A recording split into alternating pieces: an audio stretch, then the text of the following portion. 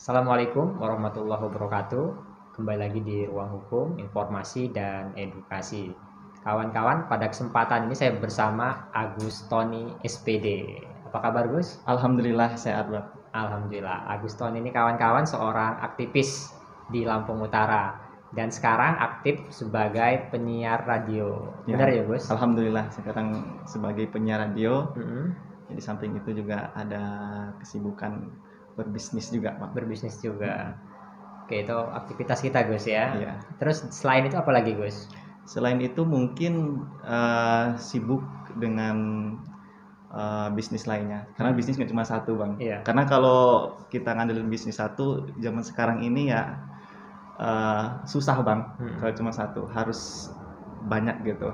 Jadi untuk survive harus jaring. banyak ya seperti Iya, itu betul, ya Bang. aktivitas ya. Gus, kan kamu seorang broadcaster, seorang penyiar. Betul. Benar ya, Gus ya? Betul, Bang. Kalau di udara nama kamu apa, Gus? Kalau di udara nama saya dikenal dengan Dika, Bang. Dika. Ya. Kalau sehari-hari namanya Agus Tony dikenalnya. Oke. Saya panggil Agus aja nggak apa-apa, Iya. Gus ya? Yang lebih akrab Agus, Bang. Oke. Kawan-kawan mungkin sudah tidak asing lagi dengan Agus Tony yang ada di sebelah saya, seorang penyiar radio, seorang aktivis yang ada di Lampung Utara. Mungkin kawan-kawan sudah sering dan familiar melihat Agus. Gus, ini terima kasih Gus sudah mau hadir di Bram Fikma Channel. Sama-sama, Bang. Di podcast Abang. Mudah-mudahan makin booming podcastnya, Bang. Paling tidak dengan adanya podcast ini bisa bermanfaat, Gus, seperti itu, Gus. Betul. Untuk halayak luas. Kira-kira, Gus, kita bincang apa, Gus? Ngobrol apa, Gus, yang bagus ini, Gus? Kalau menurut kamu, Gus? Nah, kalau menurut Agus nih, Bang ya, karena memang lagi maraknya juga nih di masyarakat dan juga banyak kasus-kasus di bidang ini juga nih, Bang. Agus juga sudah pernah sih mendapatkan pesan singkat, yaitu pinjaman online, Bang. Pinjol ya? Pinjol. Ini lagi marak bener nih, Bang, di masyarakat. Apalagi tengah-tengah pandemi seperti sekarang ini nih, Bang. Memang banyak juga masyarakat yang terdampak kan yang kita ketahui. Betul. Nah, ini butuh banget dana yang cepat, dana cepat gitu. Syaratnya juga gampang gitu. Mungkin, nah, Agus juga pernah sih, Bang, ngalamin dapat pesan singkat itu dari yang namanya pinjaman online itu, Bang.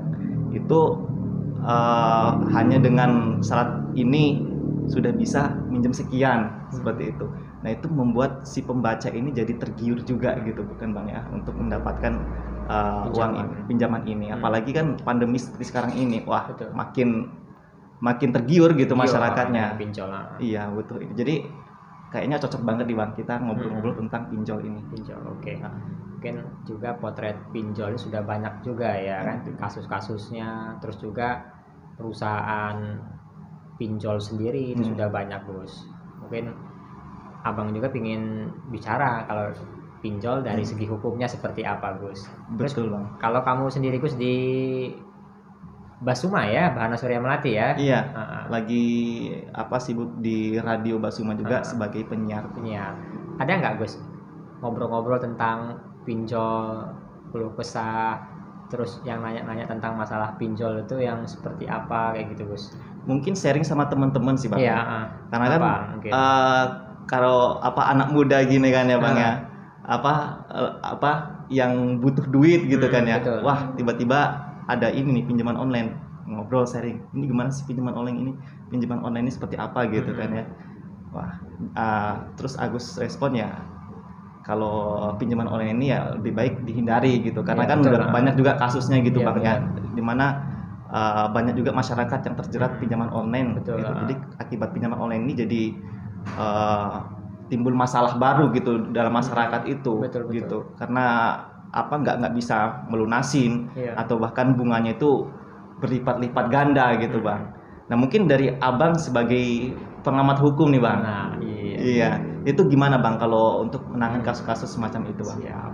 Ini di podcast Bram Fikma biasanya saya yang bertanya dapat pertanyaan ini dari Agus. Nggak apa-apa, Gus. Nggak apa, Bang ya? Iya, nggak apa-apa, podcast ya kan namanya. Sekarang sharing. Ini jadi host juga di sini. Siap. Ini keroknya kalau ketemu host ya kan, balik nanya malah kawan-kawan. Jadi bener, Gus, potret pinjol ini sangat meresahkan juga. Nah, ini untuk kawan-kawan semua, ketika mau melihat pinjol ini resmi, ya kan, legal atau enggak, ada hal yang harus diperhatikan. Yang pertama tadi, ya, yang pertama itu yang harus diperhatikan itu dia terdaftar dan mendapatkan izin tidak dari OJK, Otoritas Jasa Keuangan. Nah, jadi artinya Gus, ketika pinjaman online tersebut terdaftar di OJK dan mendapatkan izin, maka dia bisa dibilang, bisa dikatakan legal. Nah, itu yang pertama. Jadi kawan-kawan, ya kan, debitur, orang yang mau meminjam, ya kan, dengan perusahaan atau pinjol tersebut harus memastikan dulu dia terdaftar tidak di OJK, dia mendapatkan izin atau tidak. Terus yang kedua, ketika diklik di Google, di mbah Google di website, jelas di sini tadi dia memiliki akta pendirian, badan hukum, anggaran dasar, terus tadi lokasinya atau juga tempatnya harus jelas di mana, seperti itu. Nah, itu syarat minimal. Jadi terdaftar OJK. Terus yang kedua, dia memiliki akta pendirian, badan hukum, seperti itu. Ada struktur organisasinya, Gus. Jadi kalau misalkan pinjol tersebut sudah ibaratnya tersertifikasi dengan OJK, ya kan, terus sudah di dalam kutip di sini memiliki akta pendirian, ya kan, yang disahkan oleh pihak instansi yang berwenang, maka disebut dengan legal. Jadi ojol ini juga ada yang legal dan ada yang nggak legal, Iya, betul. Ada yang legal dan tidak legal, seperti itu. Nah, kalau untuk yang legalnya sendiri itu seperti apa, Bang? Nah, soalnya baru tahu juga sih, Bang, kalau ini ojol ini ada yang legal dan yang nggak legal. Karena setahu Agus nih ya, ojol itu sama kayak ini, kayak rentenir gitu lah, Bang, ya. Betul. Atau sejenisnya seperti itulah, Bang, ya. Makanya ini baru tahu gitu. Jadi seperti apa, Bang, yang legal dan yang nggak legalnya itu seperti apa? Tadi tentang yang legal. Kalau yang ilegalnya tadi, Gus, dia tidak terdaftar di OJK atau tidak mendapatkan izin. Artinya tadi kawan-kawan milenial khususnya, ya kan, ya mungkin di era teknologi industri 4.0 semakin canggih, orang semakin cerdas, seperti itu, bisa mengklik, dalam artian PT atau perusahaan ojol tersebut ini terdaftar tidak di OJK. Ketika dia tidak terdaftar di OJK, Otoritas Jasa Keuangan, maka itu tadi disebut dengan ilegal. Itu satu. Terus yang kedua, sama, dia kalau misalkan legal memiliki tadi akta pendirian, ya kan, terus memiliki struktur organisasi, ada lokasi. Terus kalau dia ilegal, dia tidak memiliki anggaran dasar, tidak memiliki badan hukum, dan seterusnya. Nah, kalau kira-kira perusahaan atau fintech, ya kan, atau pinjol, pinjaman online tadi nggak terdaftar, nggak memiliki badan hukum, janganlah sekali-sekali untuk meminjam dengan perusahaan tersebut, karena tadi jeratnya sangat banyak nanti. Nah, itu bisa menyusahkan debitur itu sendiri, peminjam itu sendiri nanti di akhir, gitu, Gus. Baik, berarti ini, Bang, ya, kalau kita mau melakukan pinjaman online juga harus pilih-pilih, Bang. Ya, pilih-pilih antara legal dan yang nggak legal, gitu, Bang, betul. Ya.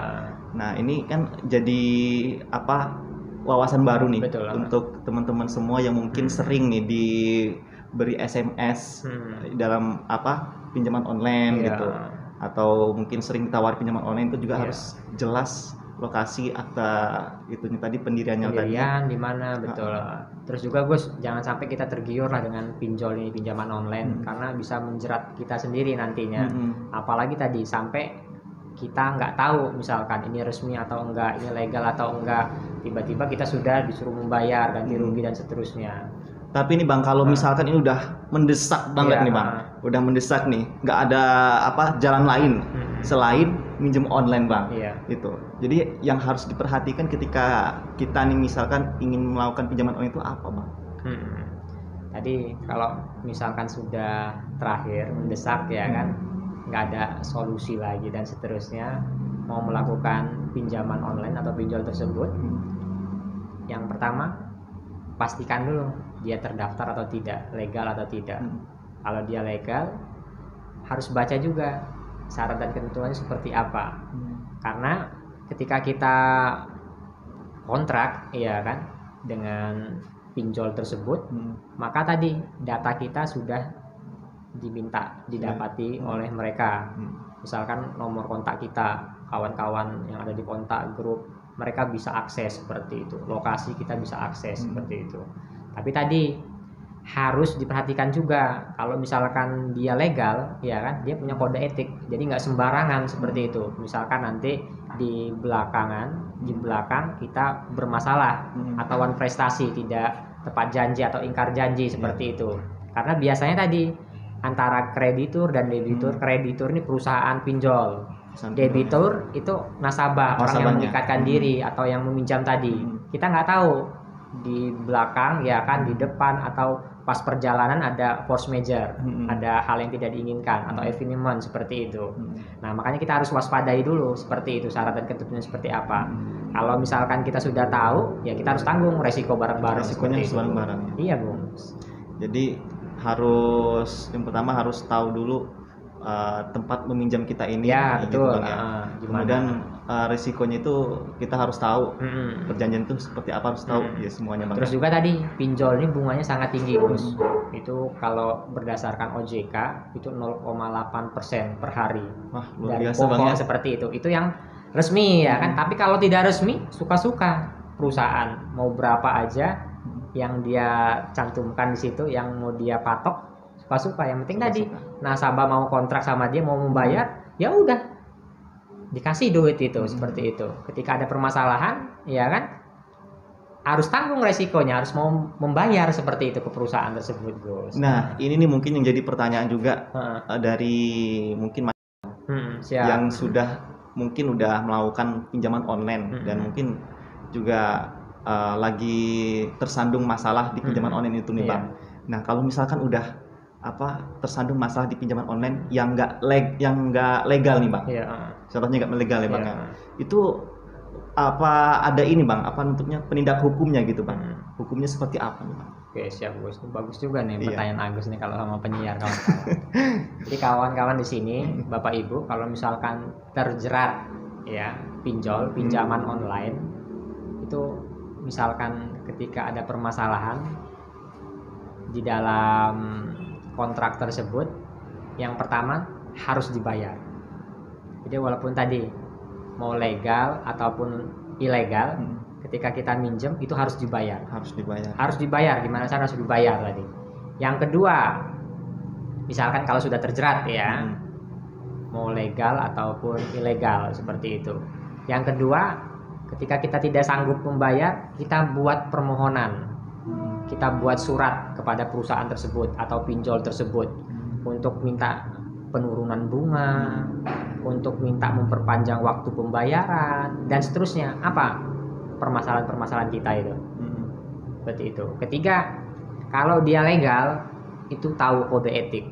Ketika nasabah atau debitur tidak bisa membayar selama jangka waktu 90 hari atau 3 bulan waktu kerja, maka tadi ada tim atau debt collector atau siapa aja ini secara persuasif meminta untuk debitur, nasabah, peminjam ini untuk membayar seperti itu. Tapi tadi kalau yang ilegal itu sesuka hati. Misalkan potret-potret yang sering Agus lihat lah, sering ada debt collector mengancam, ya kan, intimidasi, sampai memaksa juga, meneror, pakai kekerasan. Terus juga tadi kontak yang ada di WA kita, di ponsel kita, di handphone kita ini tadi di-share semua. Bahwa misalkan aku utang, ya kan, nggak dibayar seperti itu, dikirim semua ke teman-temannya, ke grup seperti itu. Nah, ini yang ditakutkan, dikhawatirkan. Padahal tadi itu nggak boleh prosedurnya, etikanya seperti itu. Tapi kalau misalkan sampai kejadian terjadi, ya kan, si Ako ini sudah membuat surat permohonan, misalkan tidak sanggup membayar, minta keringanan, tetapi tetap diintimidasi dan seterusnya. Nah, bisa dia laporan ke OJK terkait dengan pembiayaan, ya kan, pinjol ini, atau LP, laporan dia ke pihak yang berwajib, polisi di sini, bahwa tadi Ako menerangkan bahwa saya diintimidasi, diancam. Tanda kutip di sini dia sudah itikad baik untuk membayar seperti itu. Tapi tadi karena pandemi Covid ini mengalami permasalahan, ya kan, ada penurunan income seperti itu. jadi tadi potretnya dari LP tadi ya kan bisa di screenshot, dilampirkan pada pihak pinjol tersebut, kayak gitu. Dan lain-lain dengan cara seperti itu. Terus jadi ketika kita di chat, di teror ya, kita blokir aja nggak apa-apa.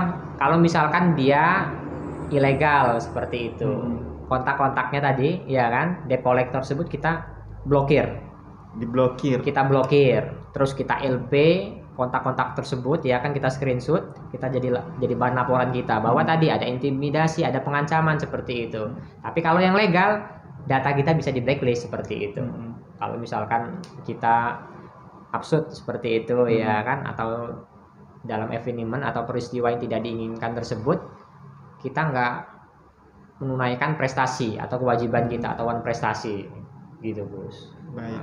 Berarti kan ini Bang ya, apa masyarakat yang memang udah tersandung masalah di bidang itu masih bisa melaporkan ke Bisa pihak melaporkan, yang berwajib Bang ya. Betul. Itu.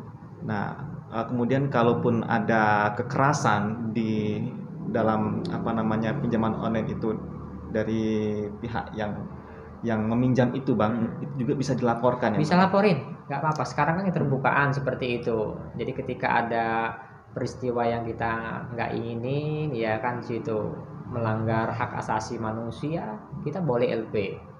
Apalagi tadi dengan perusahaan yang ilegal. Makanya jangan sampai kita terjerat dengan pinjaman online karena bahaya seperti itu, Gus. Jadi kalau bisa dihindari Bang ya. Dihindarin kayak gitu, baik itu legal maupun ilegal. Di kawan-kawan sudah tahu juga ya kan, legal dan ilegal bedanya seperti apa. Kalau legal dia terdaftar, mendapatkan izin dari OJK, memiliki badan hukum, akte pendirian, terus juga dia di sini mendapatkan kewenangan seperti itu dari OJK dan badan hukum yang disahkan oleh instansi berwenang seperti itu untuk melakukan pembiayaan, pendanaan seperti itu, Gus. Ya, mungkin sudah cukup menjawab dari masyarakat yang tersandung masalah itu Bang tadi penjelasannya. Nah, kalau misalkan nih Bang, masyarakat ingin ada bantuan hukum, kira-kira kemana nih Bang untuk bantuan hukumnya untuk menangani masalah itu Bang? Ya, siap Gus, bagus ini Gus. Jadi untuk kawan-kawan semua, Bapak Ibu yang di sini ada permasalahan dengan pinjaman online, misalkan ingin mendapatkan bantuan atau pendampingan hukum, bisa ke kampus UMKO seperti itu. Tapi tadi dengan catatan ini orang yang tidak mampu seperti itu. Tapi nggak disalah manfaatkan juga ya kan. Memang tadi dengan keterangan SKTM, surat keterangan tidak mampu dari lurah ya kan, camat atau pihak yang berwenang di situ, menunjukkan lampiran seperti itu. Tapi tadi juga memang di sini yang memang benar-benar kepingin mendapatkan pendampingan atau bantuan, jangan sampai ada potret-potret di luar sana Gus ya kan, ini iseng seperti itu melakukan pinjaman atau pinjol tersebut, beberapa aplikasi sampai menumpuk utang puluhan juta karena iseng-iseng tadi. Karena iseng-iseng tadi ya kan, iseng-iseng alhamdulillah dapat kiriman atau tadi dapat tiba-tiba dapat transferan aja. Nah, itu dihindarin. Kalau misalkan tadi kita minjem itu kan ada kontrak di situ kurang lebih yang kita setujuin. Nah, syarat dan ketentuan tuh berlaku. Nah, maka cepet-cepet selesain, lunasin. Kalau nggak mampu, nggak bisa membayar, ajukan permohonan. Kalau misalkan ada intimidasi, ancaman, apapun bentuknya seperti itu, laporkan ke pihak yang berwajib. Terus yang kedua, kalau misalkan kita nggak minjem, tiba-tiba masuk ke rekening kita, ya kita pakai. Ya kan, banyak kayak gitu kan, alhamdulillah dapat duit ini ke rekening ya kan. Duitnya nggak tahu dari mana kan, duitnya nggak tahu dari mana, sejam kemudian dapat notif ya kan, notifikasi pemberitahuan bahwa sudah dikirimkan duit dari perusahaan ini dan langsung harus dibayar misalkan. Nah, tadi jangan dipakai. Kalau misalkan dapat kiriman seperti itu, langsung kita kirim balik seperti itu. Kita beritahu bahwa kita nggak meminjam seperti itu, Gus. Terus juga di UMKO ada UPBH, Unit Pelayanan Bantuan Hukum. ini khusus Civitas Akademika. Itu sebenarnya Gus untuk dosen, staf dan mahasiswa.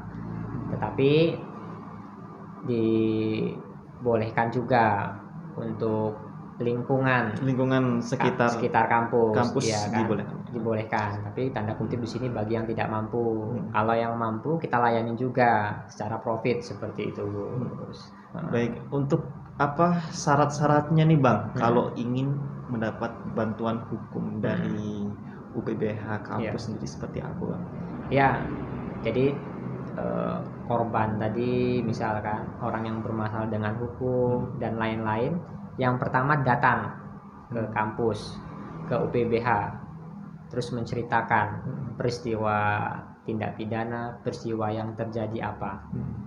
Yang kedua dari korban tersebut, ya kan, atau dari pelaku atau dari keluarganya seperti itu, membawa SKTM, surat keterangan tidak mampu.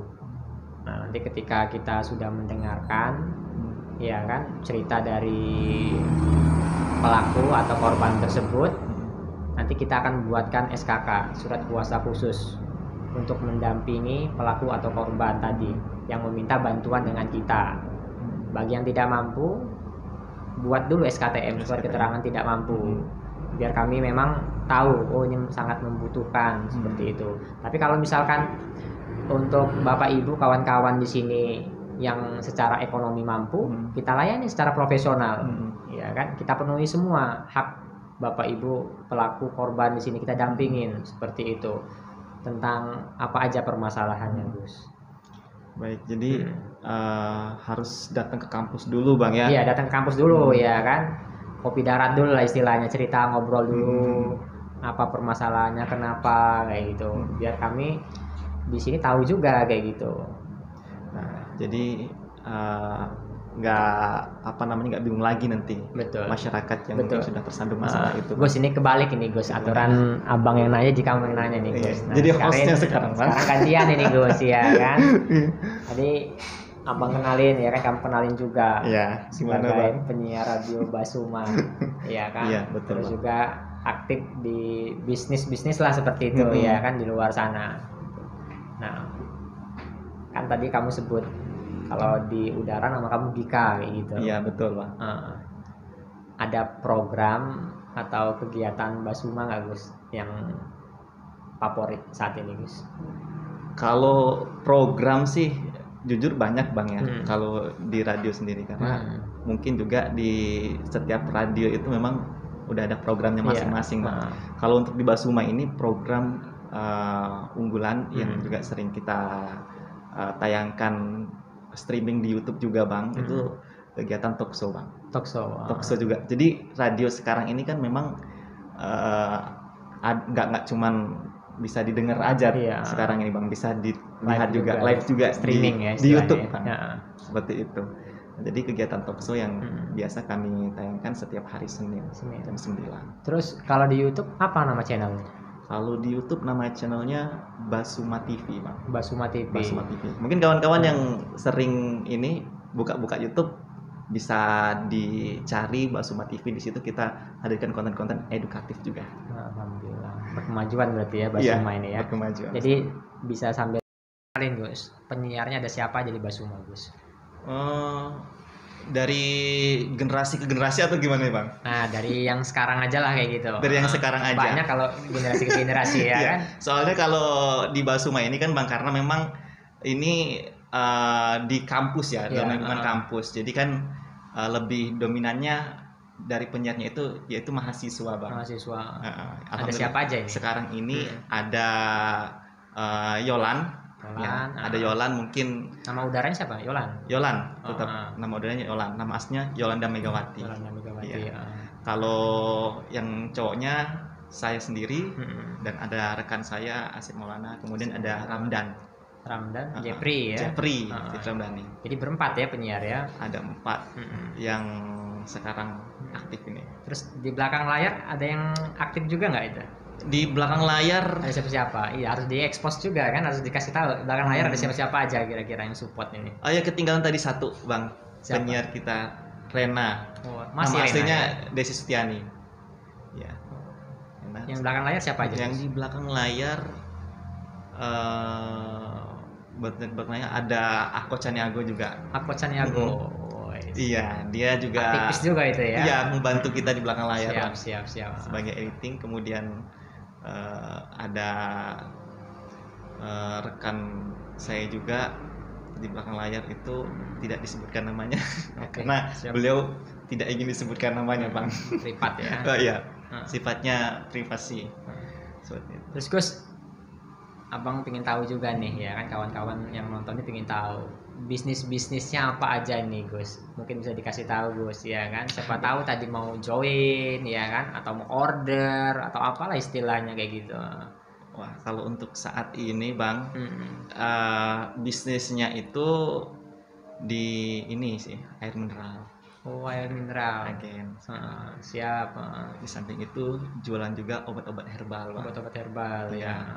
Kemudian jualan obat-obat herbal seperti mungkin jamu-jamu, temulawak, itu jahe merah dan sebagainya. Itu siap. Alhamdulillah saya ngejual itu Bang. Jadi kalau mungkin kawan-kawan di tengah-tengah pandemi seperti sekarang ini kan membutuhkan yang herbal itu langsung bisa kontak ke saya Bang. Gitu. Promo Bang ya. Betul, nggak apa-apa. Butuh asupan untuk tubuh ya. Asupan untuk tubuh. Karena kan dibutuhkan juga ya Bang. Tengah-tengah pandemi sekarang ini memang ini rekomendasi banget untuk minum yang herbal sekarang. Gus, ini terakhir Gus, bincang-bincang kita Gus. Gimana Bang? Kawan-kawan mungkin pengen tahu Gus, ya kan sosmed kamu, ya kan, yang bisa kamu kasih tahu biar orang misalkan mau komunikasi bisa langsung kayak gitu, misalkan chat, DM seperti itu. Apa nama channelnya atau nama sosmednya? Nama sosmed mungkin IG Bang ya. Iya, Instagram. Kalau Instagram itu nama saya pribadi Agus Tony. Mungkin kawan-kawan bisa dilihat apa profilnya itu, foto profilnya itu saya sendiri pasti. Siap. Berdua dengan rekan saya. Kemudian nama Facebooknya Dika Basuma. Iya. Oke kawan-kawan, tadi sudah panjang lebar kita bincang-bincang dengan Agus Tony. Ini potret tentang pinjaman online Gus ya. Karena pinjaman online ini sekarang lagi hangat dan viral diperbincangkan. Mungkin kawan-kawan harus perhatikan juga jangan sampai terjerat dengan pinjol, karena tadi resikonya ini sangat ngeri seperti itu. Kalau misalkan kawan-kawan terjerat, bisa dari bunganya, nanti bisa dari psikologis kita terganggu, dan yang terakhir data kita akan di blacklist oleh perbankan. Oke kawan-kawan, ini saja bincang-bincang saya dan Dika ya, atau Agus Tony Basuma. Mungkin kita akan hadirkan lagi nanti tokoh-tokoh inspiratif yang bisa memberikan wawasan kepada kita semua. Salam kepastian hukum, kemanfaatan dan keadilan. Wassalamualaikum warahmatullahi wabarakatuh.